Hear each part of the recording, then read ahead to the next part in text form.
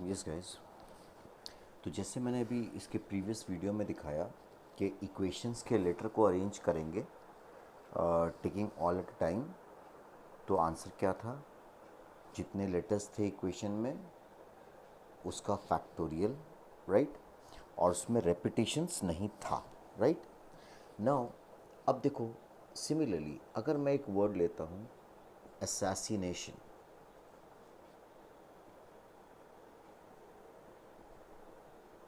Right?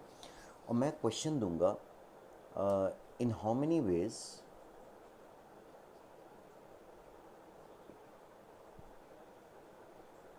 Can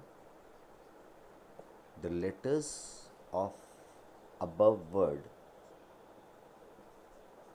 can be arranged, can be arranged taking all at a time, taking all at a time।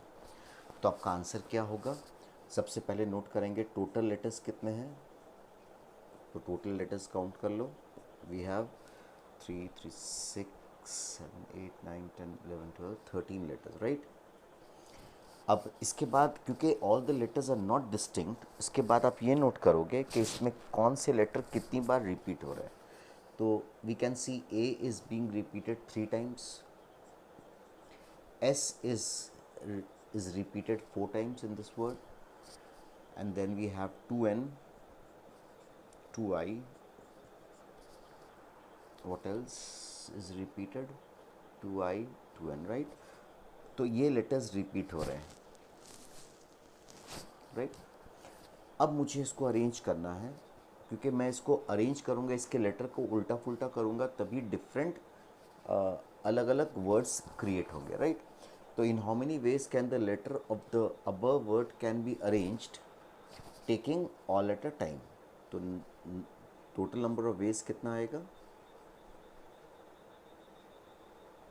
अगर मैं इसको इसके letters को arrange करूँगा तो टोटल वेज आएगा फैक्टोरियल 13, राइट? टोटल लेटर्स जितने थे उसका फैक्टोरियल। लेकिन जब भी रेपिटेशंस हो तो आप उसके फैक्टोरियल से इसको डिवाइड कर दोगे। ये आंसर आ गया, ठीक है? तो अब से परम्यूटेशन के जो भी क्वेश्चंस आते हैं, राइट, उसमें जब भी हम लोग अरेंज करेंगे तो ये ध्यान में रखेंगे कि रेपिटेशंस तो नहीं है। अगर रेपिटेशंस है तो उसके फैक्टोरियल से डिवाइड करना नहीं भूलेंगे, क्योंकि इसके पहले तक हम लोग जितने भी थिंग्स या लेटर्स ले रहे थे या डिजिट्स ले रहे थे, दे वे ऑल डिफरेंट, राइट? तो नाउ ऑनवर्ड आपको इस बात का ध्यान रखना है, रेपिटेशंस है या नहीं है, राइट? नाउ नंबर फॉर्मेशन में भी याद रखो, जैसे नंबर्स बनाना है तो अगर मैं बोलूँगा how many numbers, how many 4 digit numbers can be made with digits 0 1 2 2 3 3 3, ठीक है? तो अगर मुझे हाउ मेनी, इसको एक काम करो 4 डिजिट ही रख देते हैं, 0 1 1 2 2। How many 4 digit numbers can be made with the digits 0 1 2 2। इसके पहले हम लोगों ने जो भी नंबर फॉर्मेशन के क्वेश्चंस किए थे उसमें you might have noticed that all the digits were different. अब इसमें क्वेश्चन सेम है। अब आपको 4 डिजिट का नंबर बनाना है तो आप 4 जगह बनाओगे, राइट? अब आपके पास 4 डिजिट्स हैं। First place cannot be filled with zero, so therefore first place can be filled in 3 ways, that is either by 1 or first 2 or second 2, right? 3 ways। next, अब इसमें एक चला गया, रिपीटेशन नॉट अलाउड है। Now the second place, क्योंकि अब first place में zero नहीं आ सकता था, सेकेंड में तो ज़ीरो आ सकता है। Again 3 ways, 2 ways and 1 way। लेकिन ये आंसर लिखोगे तो it will be wrong, because इसमें डिजिट 2 रिपीट हो रहा है 2 बार। तो इसके आंसर में क्या आएगा? Divide by factorial 2। तो आपका आंसर आ गया 9 वेज, 9 नंबर्स बनेंगे, राइट? ठीक है।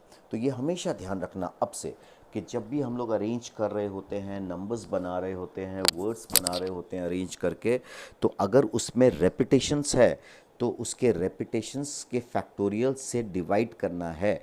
जितने रेपिटेशंस अलग अलग तरह के हैं सबको डिवाइड करना है उसके फैक्टोरियल से डिनोमिनेटर में, ठीक है ना।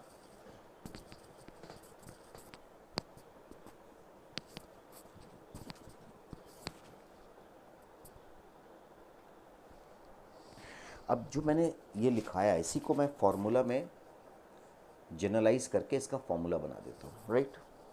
The formula is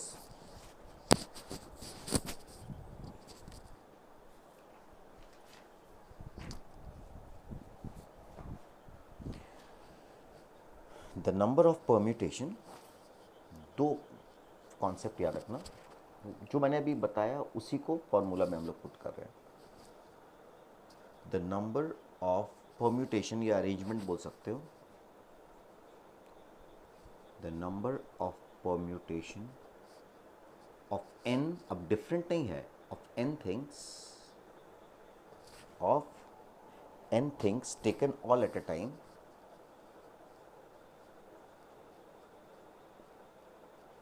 taking all at a time when p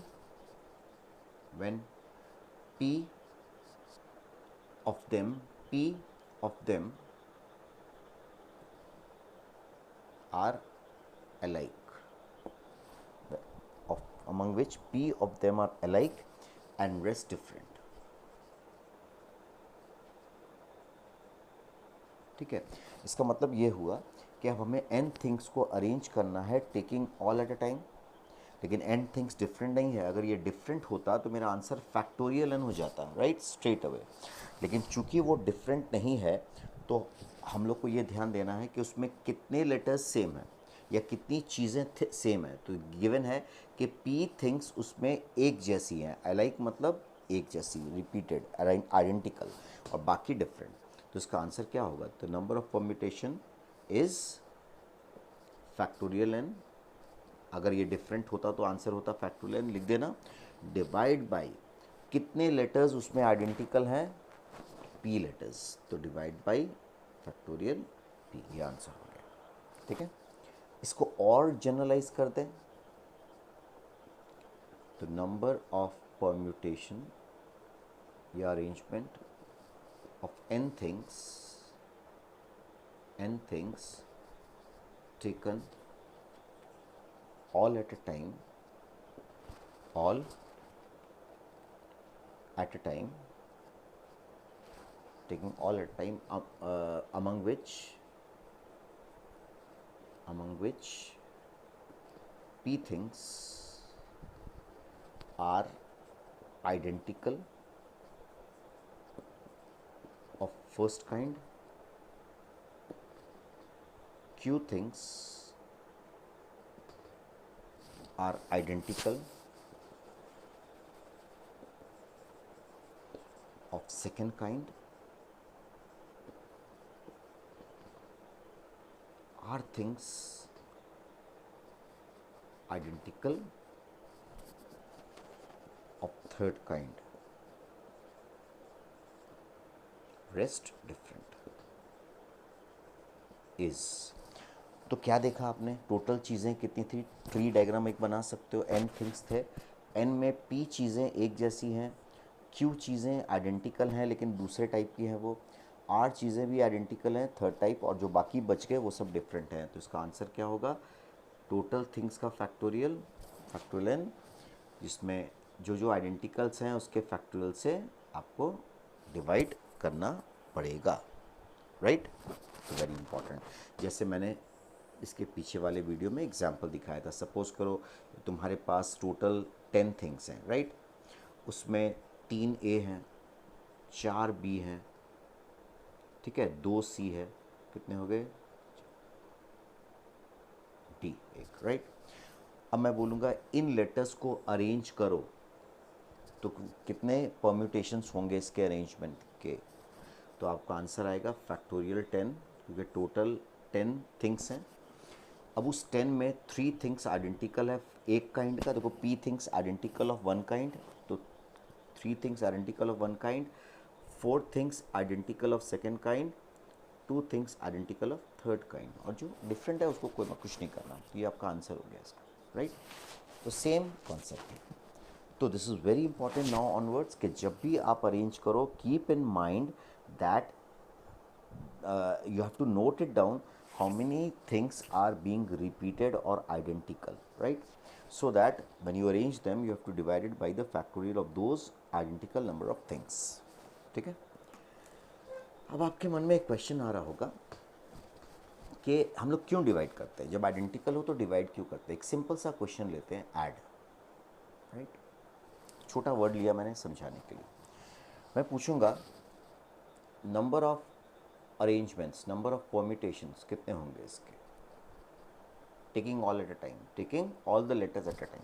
तो नंबर ऑफ परम्यूटेशंस, ठीक है, तुम बोलोगे 3 लेटर्स हैं, फैक्टोरियल 3, राइट। लेकिन मैंने अभी बताया कि इसमें जो रेपिटेशंस है, 2 लेटर एक जैसे हैं, तो फैक्टोरियल 2 से डिवाइड करो। सवाल है क्यों डिवाइड करें।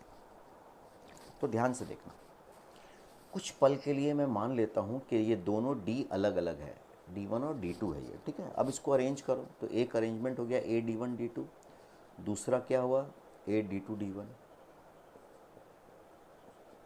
D1 A D2, D2 A D1, D1 D2 A, D2 D1 है। यही अरेंजमेंट है, इसके बाद कोई अरेंजमेंट नहीं है। दिख रहा है आपको कितने अरेंजमेंट्स हैं, 6, राइट। 6 मतलब फैक्टोरियल 3, देखो 6, 3 थिंग्स डिफरेंट है तो उसका अरेंजमेंट हो गया फैक्टोरियल 3, दैट इज 6। लेकिन अगर यही दोनों डी आइडेंटिकल हो जाए तो हम लोग इसको फैक्टोरियल 2 से डिवाइड क्यों करते हैं। तो खुद देखो, 2D जहाँ भी है, कोई भी इसमें से वर्ड उठा लो और उसमें देखो कि 2D जहाँ भी है, जैसे इस केस में यहाँ है, इस केस में 2D यहाँ है, राइट। 2D जहाँ भी है, इस केस में यहाँ और यहाँ है, तो कोई भी वर्ड में तुम देखोगे कि जो 2Ds हैं वो अरेंज भी हो रहे हैं आपस में। देखो D1 D यहाँ है दोनों, तो ये D2 यहाँ आया, D1 यहाँ आया, यहाँ D था तो ये इधर आया, ये इधर आया, ये भी अरेंज हो रहा है। तो फैक्टोरियल 3 में जो 2D था वो आपस में अरेंज हो रहा है, राइट। तभी ना 6 आंसर आया। लेकिन सोचो कि अगर तुम 2D आइडेंटिकल है और तुमने 1 2 मिटा दिया, तो यू आर फाइंडिंग व्हाट, कि एक ही वर्ड बार बार आ रहा है, 2 बार। देखो सेम वर्ड 2 बार आ गया, ऐड 2 बार है, डैड 2 बार है, DDA 2 बार है। क्यों 2 बार था, क्यों, क्योंकि 2D जहाँ भी रहेगा वो आपस में अरेंज होगा। आपस मतलब दोनों D आपस में अरेंज हो सकता है। तो फैक्टोरियल 3 में वो आपस में अरेंज हो रहा है, लेकिन उसके आपस में अरेंज होने से वर्ड सेम रह जा रहा है। रीज़न कि वो दोनों D आइडेंटिकल है। तो मैं एक वर्ड को 2 बार क्यों लूँगा, मुझे तो नंबर ऑफ परम्यूटेशन चाहिए। और भी नंबर ऑफ परम्यूटेशन मतलब जब भी हम लोग बोलते हैं इसका मतलब होता है डिफरेंट परम्यूटेशंस। अपने आप समझना, ये नहीं भी लिखेगा तो डिफरेंट मतलब अलग अलग अरेंजमेंट चाहिए, कितने होंगे। तो इसमें तो सेम अरेंजमेंट रिपीट हो रहा है 2 बार। 2 बार क्यों हो रहा है, क्योंकि 2D का 2 जगह है, तो 2D आपस में अरेंज होगा तो फैक्टोरियल 2 वेज में होगा। तो आपको करना क्या है, फैक्टोरियल 2 से डिवाइड कर देना। फैक्टोरियल 2 से जब तुम इसको डिवाइड कर दोगे तो दोनों में से कोई एक केस ले रहे हो तुम, एक छोड़ दिया आपने, राइट। तो आंसर 3 आ गया। देखो इसको छोड़ दो, इसको छोड़ दो और इसको छोड़ दो, तो 3 ना डिस्टिंक्ट अरेंजमेंट हो रहा है इसका, राइट। तो यही वजह है कि जब चीज़ें आइडेंटिकल होती हैं तो उसके फैक्टोरियल से हम लोग उसको डिवाइड करते हैं। क्यों, क्योंकि अगर हम डिवाइड नहीं करेंगे तो वो आइडेंटिकल चीज़ें अपनी जगह में अरेंज हो रही होंगी, तो उसके अरेंज होने से एक ही वर्ड फैक्टोरियल 2 टाइम्स रिपीट हो रहा होगा। अगर 3D है तो फैक्टोरियल 3 टाइम्स वो सेम वर्ड बार बार आ रहा होगा। तो उसके फैक्टोरियल से डिवाइड कर देने पे अब हर वर्ड एक एक बार ही आएगा, राइट। यही वजह है कि जब थिंग्स आइडेंटिकल होती है तो उसके फैक्टोरियल से हम लोग उसको डिवाइड करते हैं, ठीक है। ये रीज़न है। नेक्स्ट, तो एक टाइप हम लोगों ने क्लियर किया। नेक्स्ट, रिस्ट्रिक्टेड परम्यूटेशन में क्या आता है, ठीक है। नेक्स्ट आता है, next point, second point, first हमने डिस्कस किया number of ways of arranging n different things.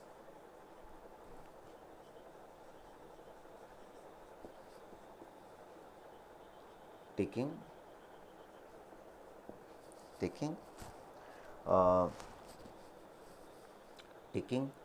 let's say r at a time. ठीक है, अगर मैं सिर्फ इतना क्वेश्चन देता तो आपका आंसर होता फैक्टोरियल NPR. इसका अरेंजमेंट में पूछता तो क्या बोल देते NPR, क्योंकि n डिफरेंट थिंग्स डिफरेंट है, n डिफरेंट थिंग्स को अरेंज करना है taking r at time, NPR आप बोल देते. लेकिन मैंने बोला यहाँ रिस्ट्रिक्शन है, रिस्ट्रिक्टेड परमिटेशन पढ़ रहे हैं हम लोग, तो साथ में कोई कंडीशन दिया होगा हम लोग को, एक रिस्ट्रिक्शन दिया होगा. तो number of ways of arranging n different things taking r eight a time so that t particular thing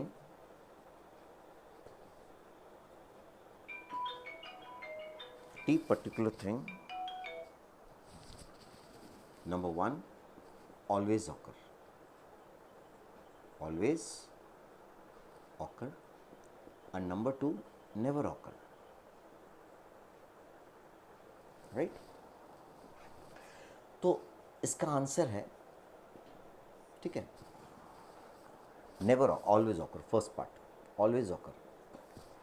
तो ऑलवेज ऑकर का आंसर होगा, पहले मैं टेक्निक बता देता हूँ याद रखने का. ऑलवेज ऑकर जब बोलेगा तो आप क्या करोगे,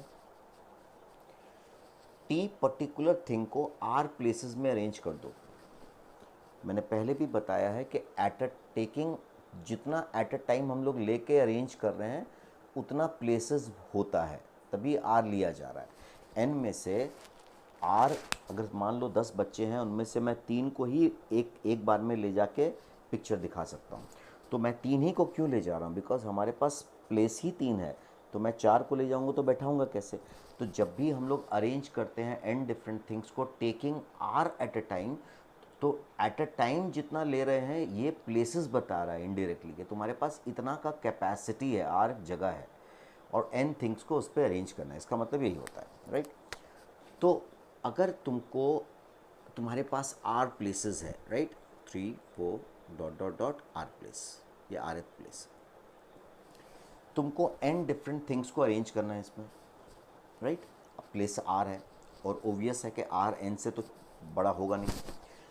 इस तरह से कि t पर्टिकुलर थिंग, इस n में t पर्टिकुलर चीज़ें ऐसी हैं जिसको हमें रखना है, शुड ऑलवेज ऑकर. मतलब इसका, इस टी थिंग्स का इन प्लेसेस में रहना ज़रूरी है, राइट? तो क्या करेंगे, सबसे पहले इन पर्टिकुलर चीज़ों को आर प्लेसेस में अरेंज करेंगे, राइट? तो वी अरेंज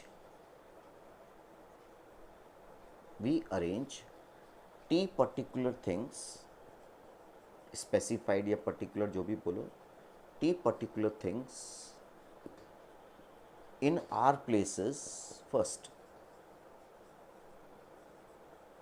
ठीक है, सबसे पहले हम लोग टी पर्टिकुलर थिंग को अरेंज करेंगे क्योंकि क्वेश्चन का डिमांड है कि उसको रहना चाहिए. तो in R places first, and this can be done in, इसको हम लोग कितने वेज में कर सकते हैं, can be done in RPT ways, RPT ways. ठीक है, अब बोलोगे सर RPT वेज क्यों, बता देता हूँ. तुम्हारे पास कितनी पर्टिकुलर चीज़ें हैं T और जगह R है, ओबियसली R T से तो बड़ा ही है. तो हमको T पर्टिकुलर थिंग्स को अरेंज करना है, तो इसको एक एक करके करेंगे, राइट? तो T में से एक पर्टिकुलर थिंग ले लो, उस एक पर्टिकुलर थिंग को तुम प्लेस कर सकते हो कितने वेज में, तुम्हारे पास R प्लेसेस है तो कहीं भी डाल सकते हो R प्लेस में. तो क्या लिखोगे, R वेज. ठीक है, सेकेंड पर्टिकुलर को तुम अरेंज कर सकते हो R-1 वेज, क्योंकि एक जगह भर गया. सेकेंड वाले को R-2 वेज, और T लास्ट वाले को, क्योंकि टोटल T हैं, तो R-T+1 वेज, राइट? अरेंज कर दिया आपको. इसको फैक्टोरियल में जब तुम लाओगे तो फैक्टोरियल n-r से ऊपर नीचे मल्टीप्लाई करोगे तो ये factorial r by factorial n-r हो गया. यानी कि मैं लिख सकता हूँ RPT वेज. ठीक है, तो एक शॉर्टकट मैं तुम्हें बता देता हूँ कि जब भी अरेंज करना हो, ठीक है, थिंग्स को प्लेसेस में अरेंज करना हो तो ज़्यादा दिमाग नहीं लगाना। व्हाट, सीधा अगर आंसर करना है तो बड़ा एक इंटरेस्टिंग तरीका है। जब भी कुछ चीज़ों को कुछ प्लेसेस में अरेंज करना हो तो बिना दिमाग यूज़ किए आप आंसर लिख सकते हो। कैसे? इन दोनों में जो बड़ा है उसको ऊपर लिखना, पी फॉर परम्यूटेशन, वो अपर सफिक्स होगा ये, और इन दोनों में जो छोटा है वो नीचे होगा। अब अगर मान लो यहाँ तो टी छोटा है, आर बड़ा है, अगर मान लो टी बड़ा होता आर छोटा होता तो आंसर क्या होता? T P R. अगर उल्टा है तो आर पी टी। तो जब भी आपको अरेंज करना हो थिंग्स को जगह में, आप सोचा मत करो, दोनों में जो बड़ा है नोट कर लो, ऊपर लिख देना पी के अपर सफिक्स में, और जो छोटा है लोअर सफिक्स में। ठीक है? जैसे एग्जांपल के तौर पे मैं आपको बोलूँगा 10 चीज़ों को अरेंज करना है, 10 डिफरेंट थिंग्स को अरेंज करना है, टेकिंग इन 7 प्लेसेस। तो कितने वेज में अरेंज कर सकते हैं? तो आप सोचोगे नहीं, 10p7 आंसर कर दोगे सीधा। ठीक है? मान लो मैं बोलूँगा 5 डिफरेंट थिंग्स को अरेंज करना है 7, अब ये छोटा है देखो इससे, इन 7 प्लेसेस, राइट? तो आंसर होगा 7p5, खत्म। तो हमें कभी दिमाग नहीं लगाना इस पर, आएगा भाई। तो RPT वेज मतलब आपने टी पर्टिकुलर थिंग को प्लेस कर दिया, मान लो यहाँ कर दिया, कुछ जगहों में भर दिया। अब बताओ मुझे कितने जगह यहाँ बच गए, क्योंकि टोटल R प्लेसेस था, उसमें से टी थिंग्स आपने उन टी प्लेसेस में टी थिंग्स को डाल दिया, तो कितने जगह बचे हुए हैं? Now remaining R minus T places can be filled with how many things left? Total things n था, जिसमें से t को तुमने अरेंज कर दिया, तो कितनी चीज़ें बच गई? तो प्लेसेस बचा r माइनस टी।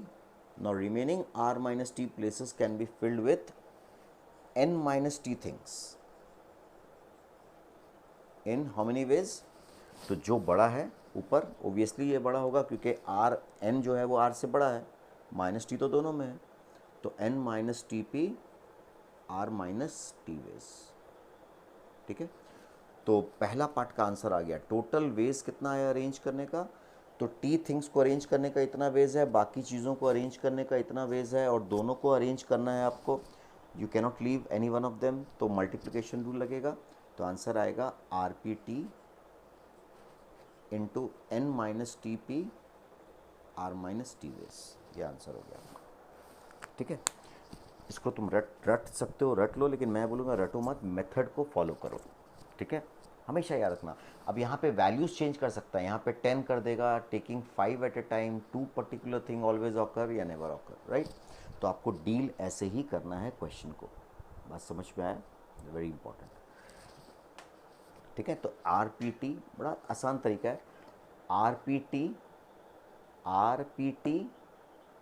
फिर क्या करोगे? इनटू, अब इसमें और इसमें से t माइनस कर दो, दोनों में t माइनस कर दो, तो क्या बचा? n माइनस टी, यहाँ बचा r माइनस टी, तो n minus T P R minus T. देखो आंसर आ गया। ये था ऑलवेज ऑकर। ठीक है?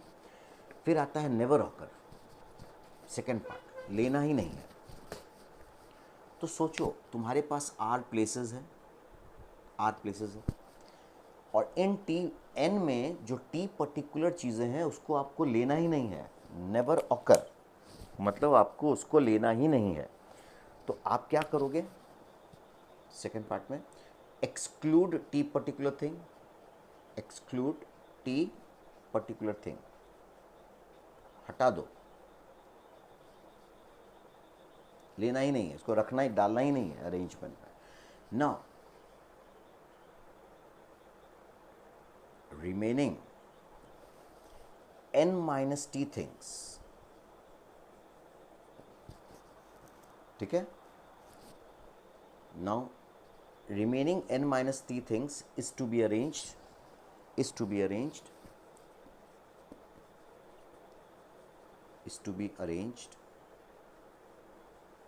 taking r at a time, क्योंकि r जगह बचा हुआ है, R at a time in, बड़ा कौन है, n minus T, n minus T P R veg.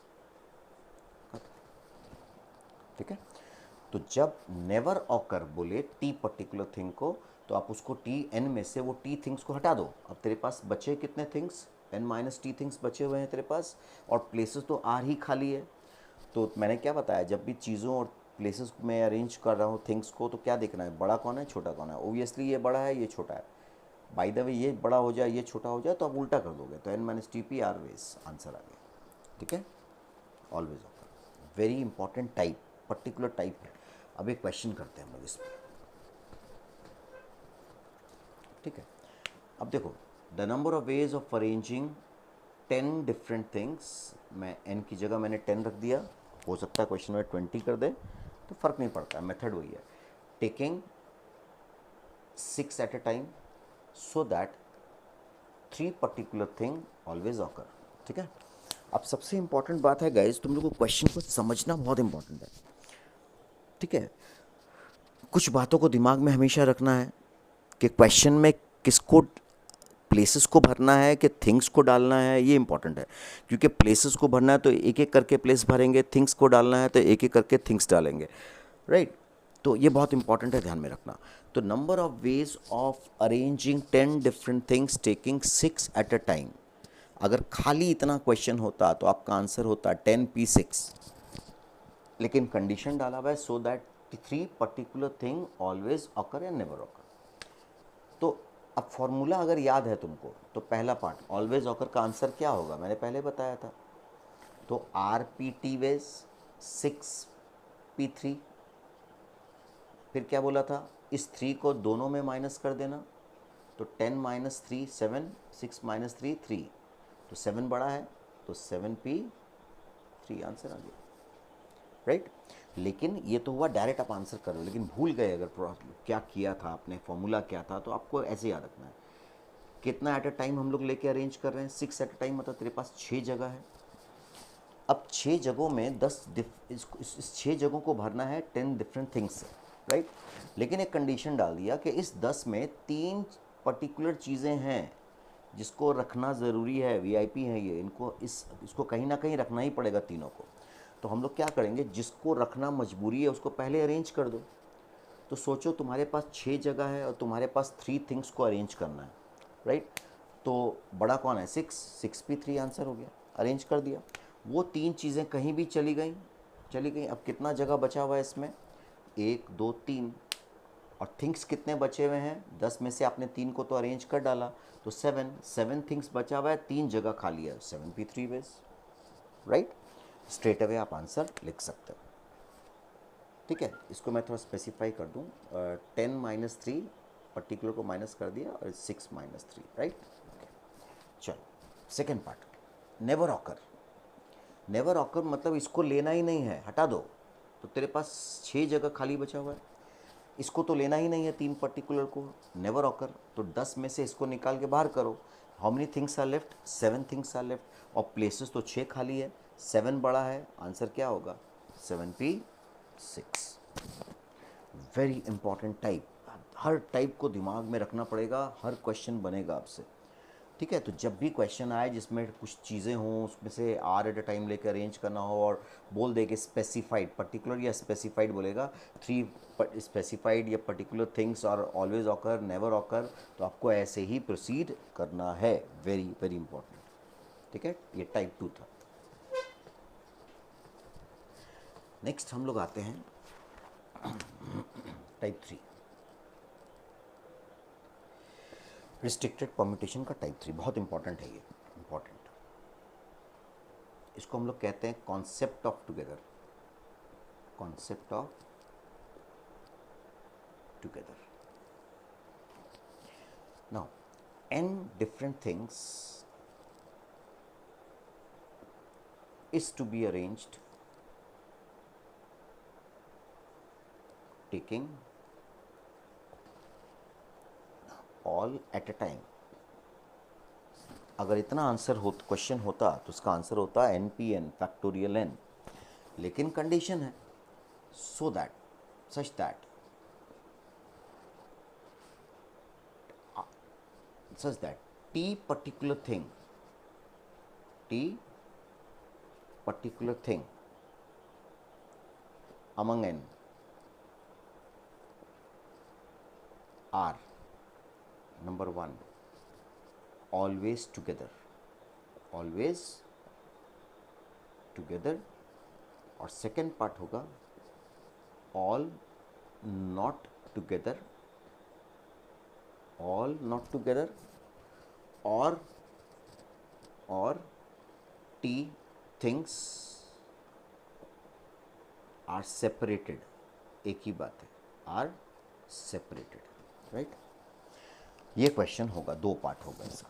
अब इस क्वेश्चन में तुम लोग देख सकते हो कि हमें बोला गया है कि n डिफरेंट थिंग्स को अरेंज करना है, ठीक है, taking all at a time, सबको लेना है, लेकिन इस तरह से अरेंज करना है कि जो n में जो t चीज़ें हैं पर्टिकुलर, वो एक साथ होने चाहिए, मतलब एक साथ, राइट। वो अलग अलग नहीं रह सकता, they need to be together, इसको एक साथ होना चाहिए। तब कितने अरेंजमेंट्स होंगे n डिफरेंट थिंग्स के। और सेकेंड पार्ट है कि ये t पर्टिकुलर थिंग्स एक साथ होगा ही नहीं, मतलब नॉट ऑल टुगेदर, मतलब ये t एक साथ नहीं होने चाहिए सब, राइट। कुछ एक साथ हों, कुछ अलग हों, लेकिन सब एक साथ ना हो t में। ये सेकेंड पार्ट है। तो कैसे डील करेंगे हम लोग, ठीक है। फर्स्ट पार्ट, अब ये रूल है concept of together. Consider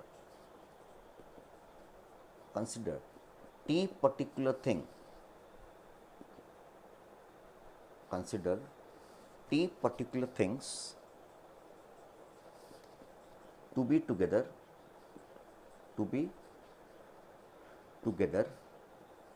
as a single thing, तो सबसे पहला इसका रूल है कि जिसको एक साथ होना है टुगेदर, टी थिंग्स है ना इस केस में, जिसको एक साथ होना है उसको एक सिंगल थिंग की तरह ट्रीट करो, सिंगल आइटम, राइट, की तरह ट्रीट करोगे। तो consider T particular thing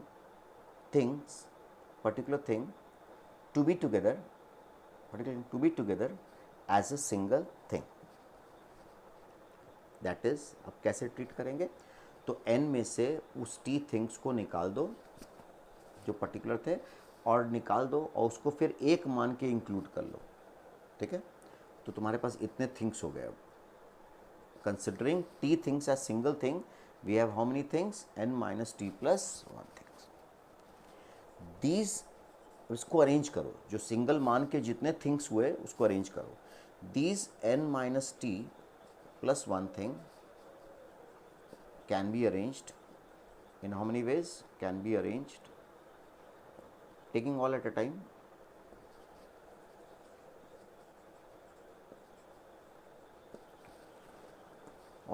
in factorial of n minus t plus 1 ways, ठीक है। उसको अरेंज कर दिया। अब उसको एक मान के जब हमने अरेंज किया तो वो अब साथ ही में होगा, right, n minus T plus 1 factorial veg. अभी खत्म नहीं हुआ ना, those t particular thing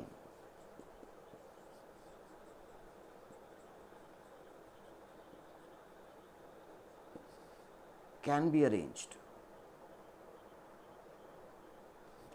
among themselves। वो चीज़ें एक साथ तो हैं, t particular things are together, but they may arrange among themselves।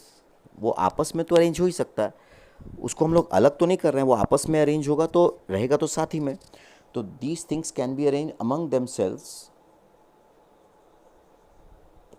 In T factorial veg. जितना थिंग्स है पर्टिकुलर उतना फैक्टोरियल वेज, ठीक है, इन टी फैक्टोरियल वेज, राइट। तो आपने पर्टिकुलर को आपस में अरेंज करना है और पर्टिकुलर को एक मान के जो टोटल थिंग्स आई उसको अरेंज करना है आपस में, taking all at a time. दोनों को कर दिया तो total number of ways, total ways जिसमें वो टी चीज़ें एक साथ होंगी, आंसर आ गया आपका n minus T plus 1 factorial into T factorial, ये आपका आंसर हो गया, ठीक है। Very very important first part. और सेकेंड पार्ट है नेवर ऑकर टुगेदर, ठीक है। T things are all separated, all not together. All not together का इंपॉर्टेंस है मैं बताऊंगा अभी। तो सेकेंड पार्ट में क्या करना कि हमें एक साथ नहीं चाहिए, सबको एक साथ नहीं चाहिए, तो क्या करेंगे, फॉर्मूला यूज़ करेंगे, परम्यूटेशन, पी मतलब परम्यूटेशन, नॉट ऑल टुगेदर चाहिए ना, नॉट ऑल टुगेदर का परम्यूटेशन चाहिए, अरेंजमेंट चाहिए।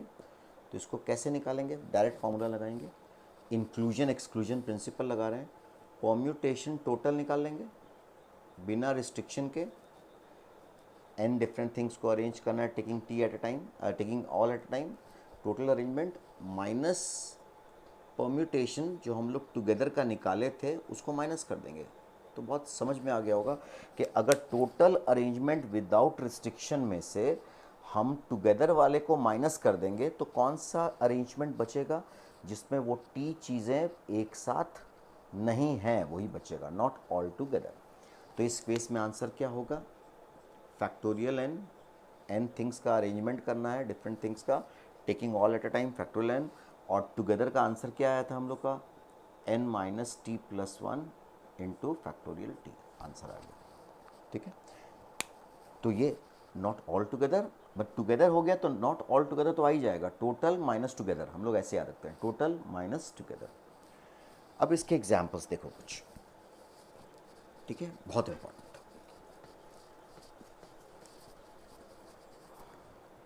अब देखो, बोलेगा 10 डिफरेंट बुक्स, राइट, को अरेंज करना है, to be arranged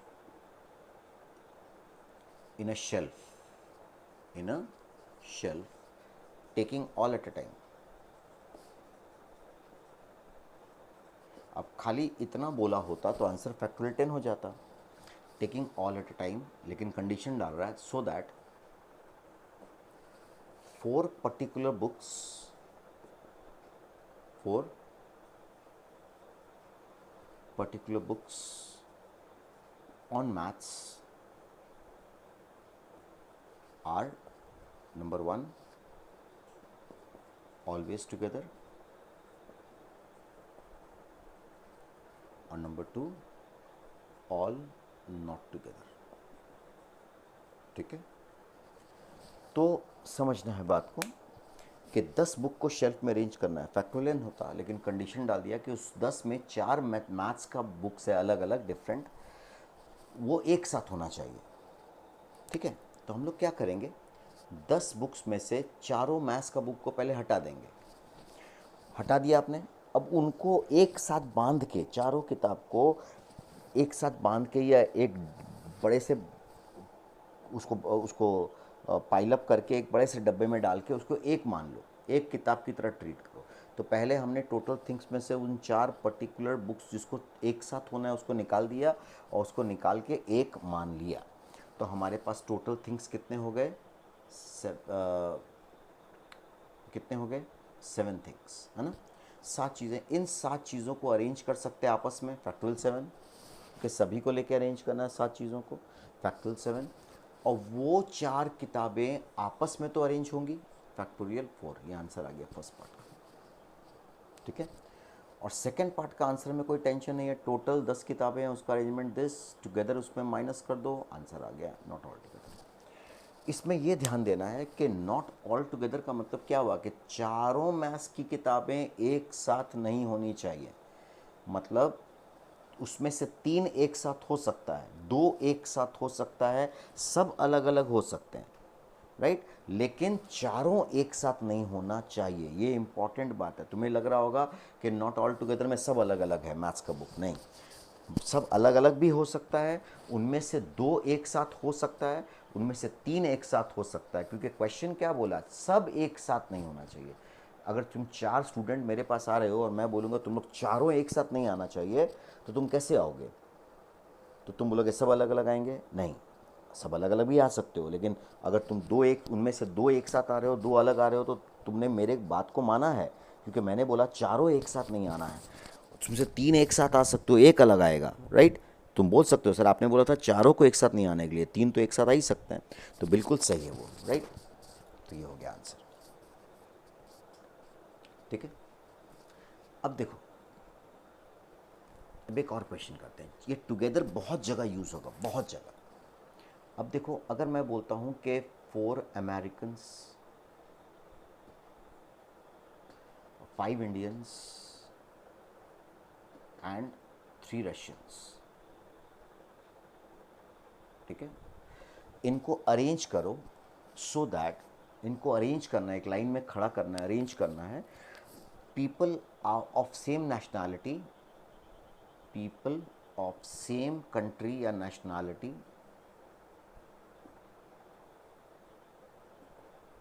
are together, are together, या नंबर 2, नॉट ऑल टुगेदर।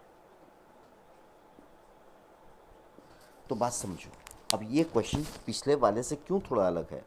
तो अलग होने का वजह क्या है कि इसमें खाली, जैसे उसमें मैंने बोला 4 मैथ्स की किताबें एक साथ हो, इसमें मैंने खाली अमेरिकन को एक साथ नहीं बोला, मैंने अमेरिकन के साथ साथ 5 इंडियन भी एक साथ होना चाहिए, 3 रशियन भी एक साथ होना चाहिए। क्यों? क्योंकि सेम कंट्री के पीपल एक साथ होने चाहिए।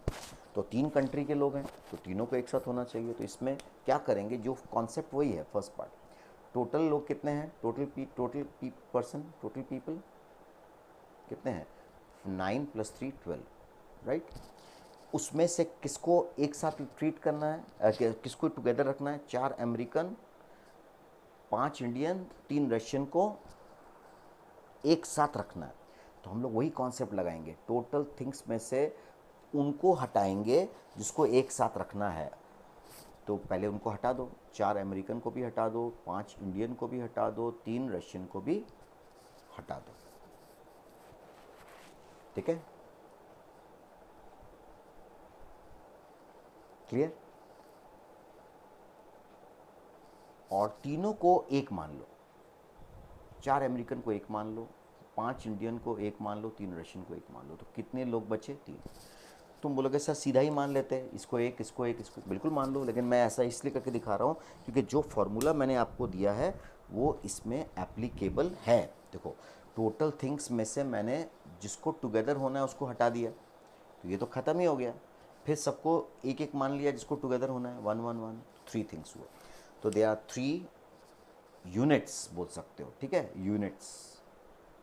अब इन 3 यूनिट को हमें अरेंज करना है फैक्टोरियल 3, क्योंकि अब जैसे सपोज़ करो 3 बड़े बड़े बक्से बना दिए मैंने, या रूम्स बना दिए, या जो भी मूवेबल है, इसमें 4 अमेरिकन को खड़ा कर दिया, इसमें 5 इंडियन को खड़ा कर दिया, इसमें 3 रशियंस को खड़ा कर दिया। अब मुझे अरेंज करना है।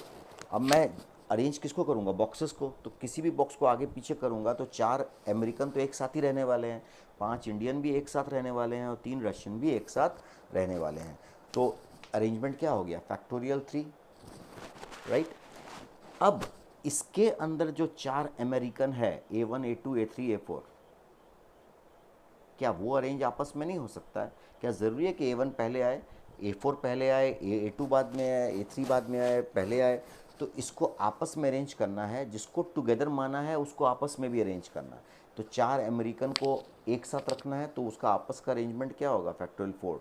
5 इंडियन को एक साथ रखना है, उसका अरेंजमेंट क्या होगा? फैक्टोरियल 5। 3 रशियन का अरेंजमेंट फैक्टोरियल 3, ठीक है। तो ये भूलना नहीं है।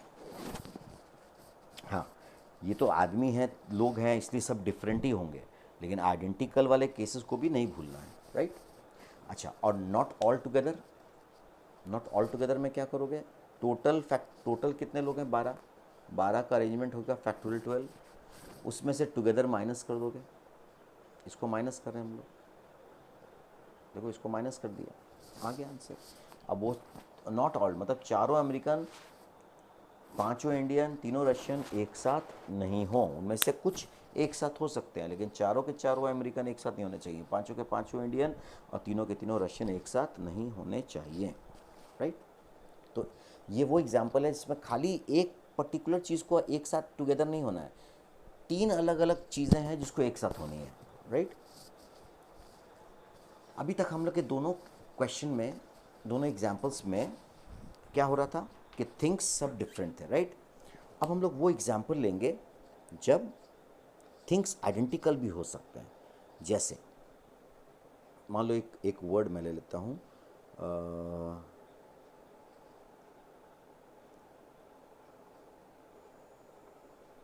एक वर्ड ले लेता हूँ arrange, right.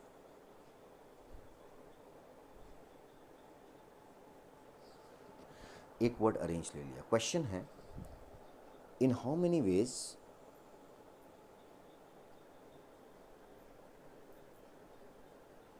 Can we arrange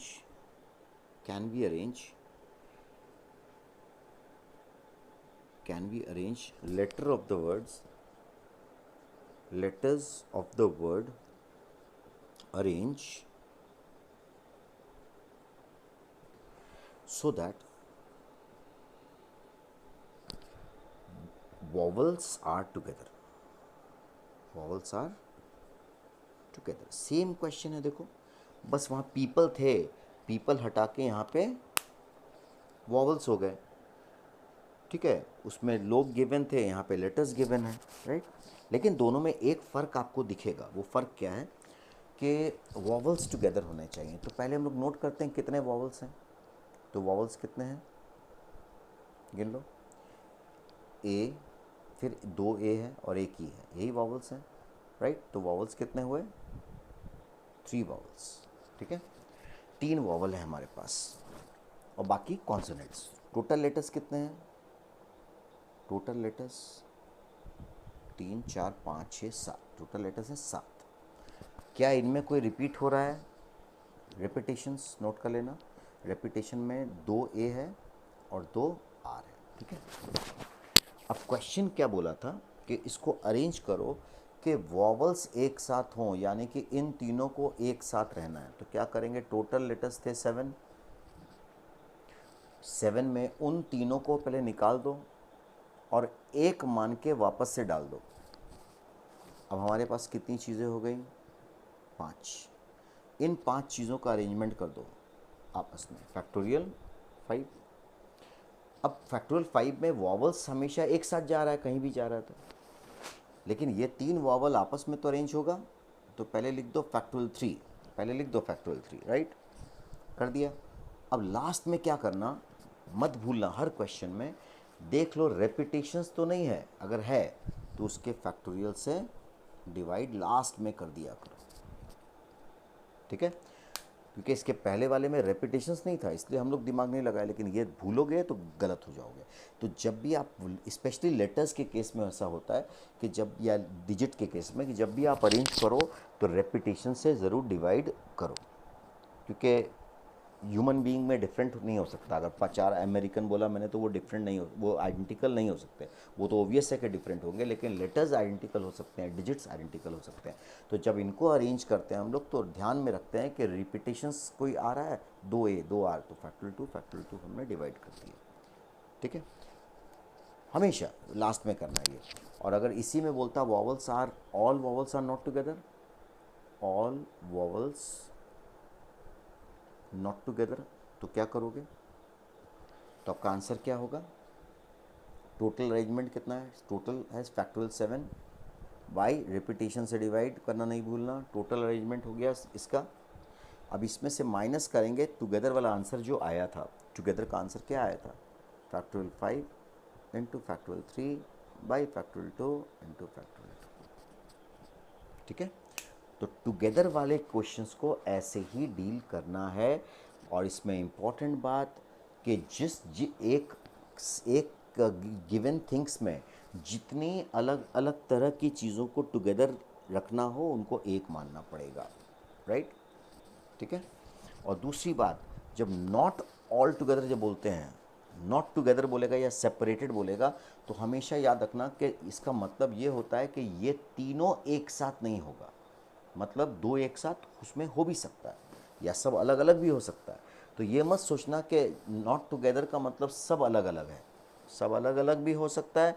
उसमें से 3 छोड़ के कोई उससे कम वाला एक साथ हो सकता है, 2 एक साथ हो सकता है, राइट, ये मत भूलना।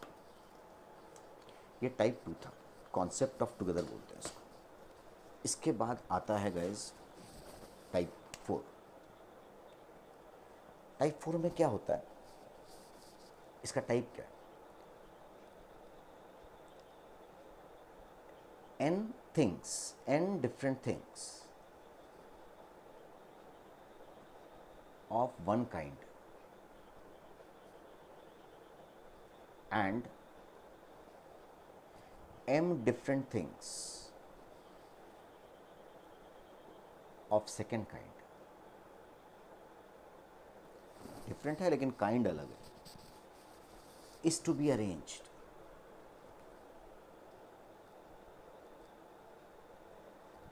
in a line so that no two of m different things are together. अब ये बिल्कुल अलग टाइप है.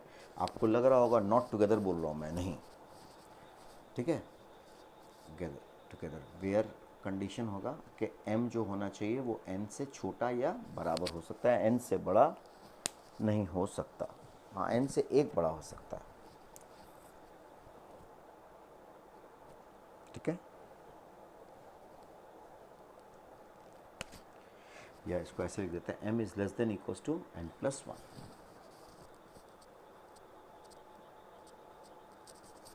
ठीक है, अब सुनो, इसमें क्या बोलना चाह रहा है, इसको बोलते हैं concept of no to.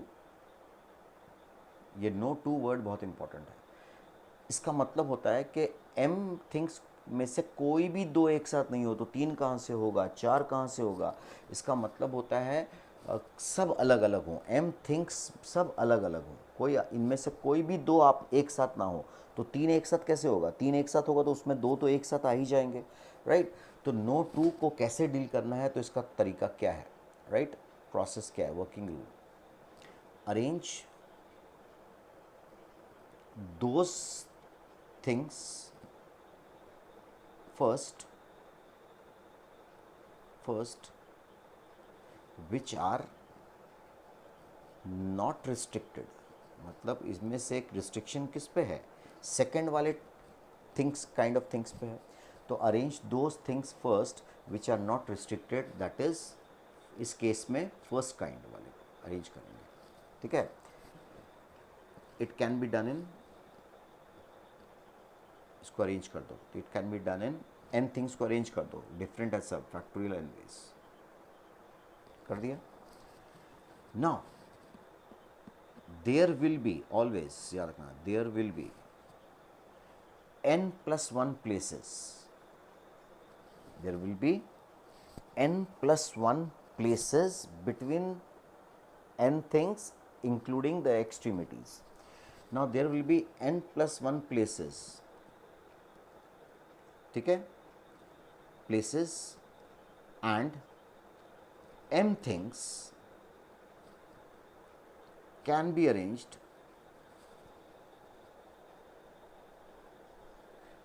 in these n plus 1 places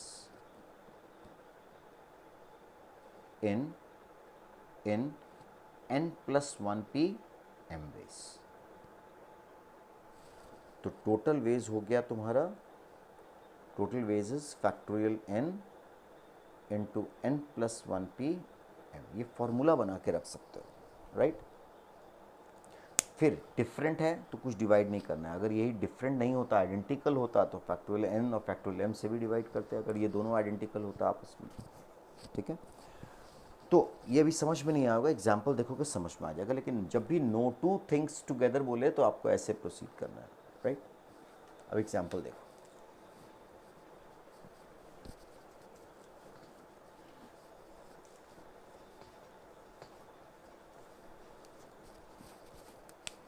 बोलेगा 4 बॉयज़ एंड 4 गर्ल्स को अरेंज करना है, to be arranged in a line, to be arranged in a line, so that condition डाल दिया, no two girls are together, no two girls are together.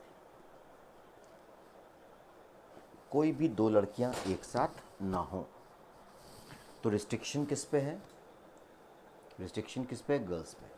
तो boys को पहले arrange करेंगे, तो बॉयज़ कैन बी अरेंज्ड इन आपके कोई restriction नहीं है उन पे, जितना थिंग्स है उतना फैक्टोरियल, जितने लोग हैं उतना फैक्टोरियल बेस हो गया। अब डायग्राम से आपको समझ में आएगा, मान लो मैंने 4 लड़कों को किन्हीं 4 जगहों में अरेंज कर दिया। देखो पीछे मैंने जो लिखा था वो यहाँ से क्लियर होगा। जब जो रिस्ट्रिक्टेड नहीं था उसको मैंने अरेंज कर दिया फैक्टोरियल 4 वेज में, मान लो ये अरेंज हो गया। अब कितनी जगह है लड़कियों के लिए इनके बीचों बीच और कॉर्नर्स को लेकर, तो गिनो 1 2 3 4 5। हमेशा ब्लैंक स्पेसेस जो बचेंगे लड़कों को अरेंज करने के बाद या किसी को भी अरेंज करने के बाद, वो इससे एक ज़्यादा जगह होगा। अगर 10 लड़के होते तो 11 जगह होता, 20 लड़के होते तो 21 जगह होता, right. Here we have 4 boys, the total vacant places between them and at the end is 1 2 3 4 5. Now 4 girls can be arranged in 5 places. in, मैंने बोला सोचा मत करो, जो पढ़ा है वो ऊपर लिखना, in 5p 4 ways। हो गया। अब देखो इनमें से किसी भी 4 जगहों में लड़कियों को डाल दोगे तो लड़कियां एक साथ नहीं होंगी। देख लो, मान लो मैंने एक गर्ल को यहाँ डाल दिया, एक गर्ल को यहाँ डाल दिया, एक गर्ल को यहाँ डाल दिया और एक गर्ल को यहाँ डाल दिया। लड़कियां एक साथ हैं? नहीं। कोई भी 2 लड़की एक साथ है? नहीं है। इस लड़कियों को मैं यहाँ, इस फोर्थ वाली को मैं यहाँ डाल देता, तो क्या लड़कियाँ एक साथ हो रही हैं? नहीं। लेकिन देखो लड़के एक साथ हो भी सकते हैं। तो जो जिस पे रिस्ट्रिक्शन नहीं है वो एक साथ हो भी सकता है, नहीं भी हो सकता है, राइट। क्लियर। तो पहले क्या करोगे, जिस पे रिस्ट्रिक्शन नहीं है उसको अरेंज कर दोगे उतने फैक्टोरियल वेज में। देखो फिर इससे एक ज़्यादा जगह बचेगा हमेशा, तो कितनी जगह बची? 5। उन 5 जगहों में 4 गर्ल्स को अरेंज करना है, तो बड़ा ऊपर लिखते हैं, छोटा नीचे लिखते हैं, 5p 4 वेज। तो टोटल वेज क्या हो गया? दोनों को अरेंज करना है हमें।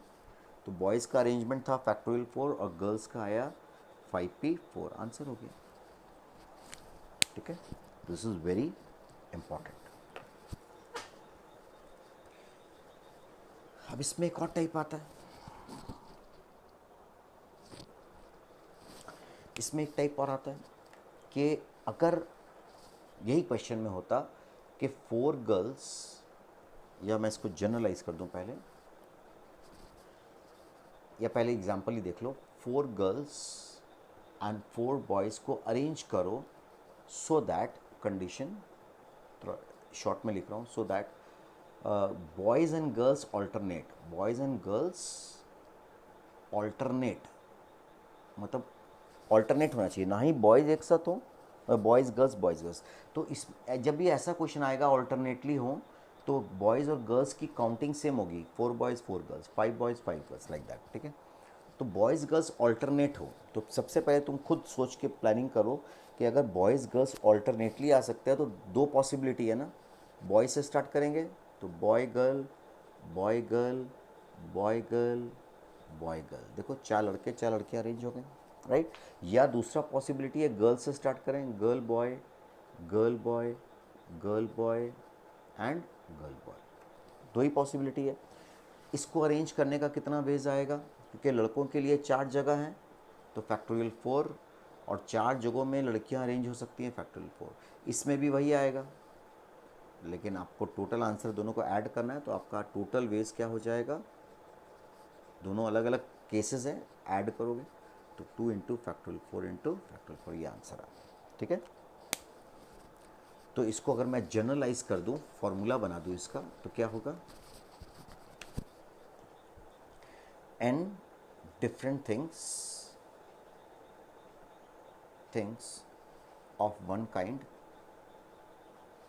and n different things of second kind is to be arranged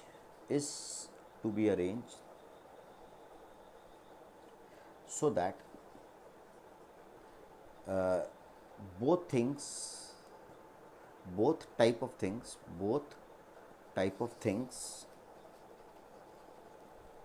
are alternate is, तो 2 into factorial n into factorial, बड़ा आसान सा तरीका है। 2 तो रहेगा ही और n फैक्टोरियल इसका, n फैक्टोरियल इसका। 2 क्यों है पता चल गया, पहले ये इससे स्टार्ट होगा या इससे स्टार्ट होगा, तो इसलिए 2 आता है। तो this is the formula for what we studied right now. ठीक है, तो अब जो मैं वीडियो अपलोड करूँगा इसमें 2 वीडियोज़ हैं, राइट। अभी इसके बाद 2 वीडियोज़ और बनेंगे, वो मैं कल अपलोड करूँगा। लेकिन जो अभी अपलोड कर रहा हूँ इस पर आपको असाइनमेंट भी भेज रहा हूँ, तो आप इसको ट्राई करोगे, राइट। तो जो टाइप हमने बताया उस पर क्वेश्चंस होंगे।